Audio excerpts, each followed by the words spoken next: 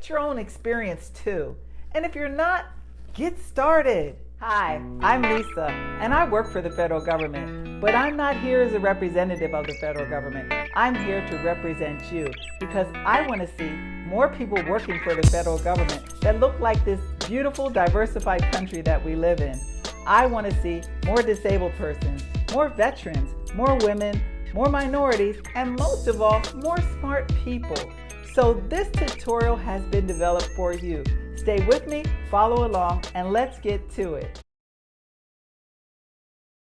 Now, as I've said before, I'm going to use my own personal experience of getting into the federal government in order to show you the smartest way I got in and some ways I've learned even since then to help you be a genius.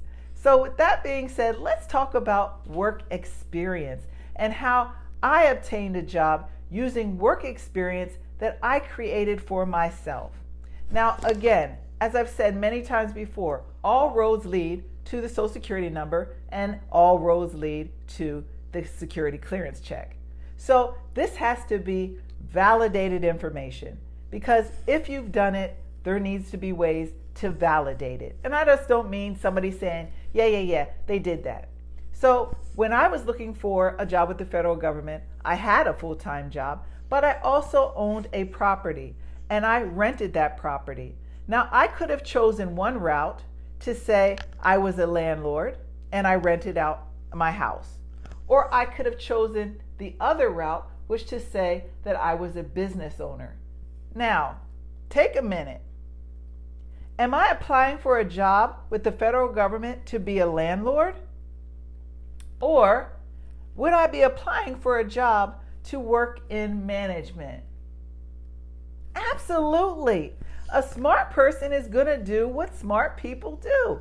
I wanted to obtain a job in management. So I had to be able to well articulate information that identified I had the knowledge, skills, and ability to work in management. Now, it doesn't matter if you are managing one home, which is what I was managing at the time, or whether I'm managing a whole apartment complex or multiple housing. The same skill sets that are needed, at least at base level, are utilized for one house as it is for hundreds.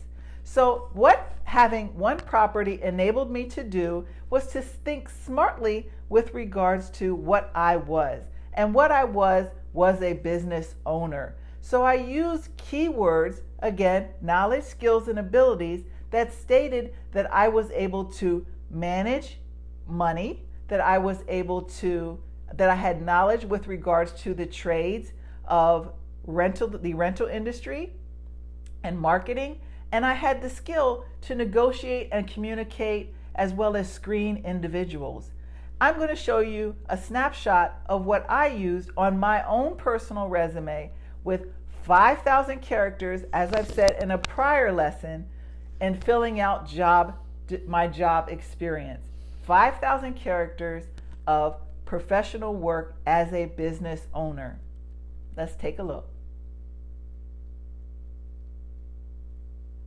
Now that you've seen the resume information that I literally used myself, it may be helping you generate ideas, but I know that people are going to go wild with these ideas and start making up something. No, that is not what I'm telling you to do. What I'm telling you to do is to be smart about it and always know in the back of your head what should be in the very front of you, which is that this must be validated. So how did I validate that I was a business owner? Well, I filed taxes.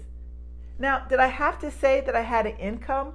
Well, I did have an income as far as taxes was concerned. Any other business person that's using real estate as an investment knows that you attempt to have some depreciation with regards to how much money that you've earned. So on your application, you actually have to write down how much you've earned also. Typically, when a person works for themselves and they're applying for a civilian job, they attempt to inflate their salary. They do so because they want to be perceived as competitive in the job market, and they would also like to leverage themselves to attaining a higher salary income. Makes perfectly good sense. But when it comes to the federal government, if I'm saying that I've been in business for the past 10 years and I'm now making $90,000 to $200,000, well, who should already know about that? And who does know that? Of course, the federal government, because you would have been paying taxes on that. Or at least you would have been showing that you received that kind of income and you had obviously a substantial amount of depreciation in order to justify why you don't have that kind of income. So be honest, because the way that you validate the employment experience that you've created for yourself is to be able to prove it. And the way that you prove it will be through your taxes. So don't just go making up something, but make what you're doing for yourself legitimately a profession so that you can help leverage yourself into the position of your choice. And I say that's because what smart people do, and that's what I did. And if you got something out of this, please hit like, come back again by subscribing and turning on that notification bell. I'll see you again. Supervet on a Sojo Yucabet. Supervet. Like, share, subscribe, please. For Supervet.